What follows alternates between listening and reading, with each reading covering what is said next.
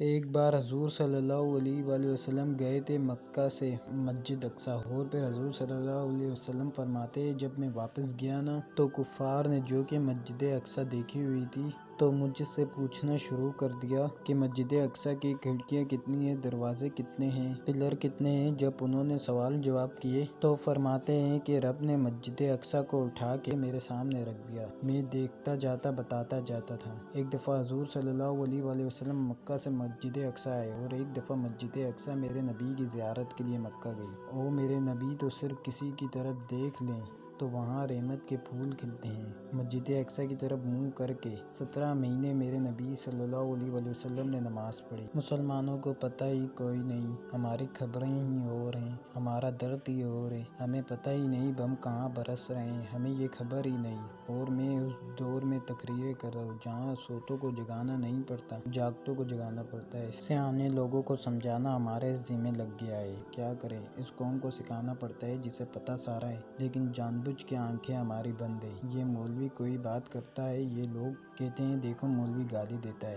لیکن اگر قائد اعظم محمد علی جناح کہیں کہ اسرائیل امریکہ کی ناجائز اولاد ہے تو پھر تو تمہیں ہضم کر لینا چاہیے، پھر تو لبرل کو بھی ہضم ہونا چاہیے نا کہ قائد اعظم نے کہا ہے، اور اس ناجائز بچے کو تم نے اتنی طاقتیں دے دی کہ وہ مسلمانوں کے قبلہ اول میں نماز پڑھنے والوں کو بھی نہ بخشے۔ کہاں گئی تمہاری وہ انسانی حقوق کی بڑی بڑی تنظیمیں، کدھر گئی وہ مسجد اقصی جس کے بارے میں میرے نبی پاک صلی اللہ علیہ وآلہ وسلم سے ایک صحابی نے پوچھا تھا، یا رسول اللہ مسجد اقصی میں نماز پڑھنا کتنے کو بہتر ہے باقی نمازوں کے مقابلے میں؟ تو حضور صلی اللہ علیہ وآلہ وسلم نے فرمایا 1000 گنا بہتر ہے۔ بی بی عرض کرنے لگی میں جا تو نہیں سکتی، دل بڑا کرتا ہے۔ حضور صلی اللہ علیہ وآلہ وسلم نے فرمایا جا نہیں سکتی تو وہاں تیل ہی بھجوا دیں جس میں حاضری لگوانے کی حضور بات کریں اس مسجد میں۔ اور نبی پاک صلی اللہ علیہ وآلہ وسلم نے فرمایا خاص کر کے سفر کرنا ہو تو 3 مسجدوں کے لیے کرنا،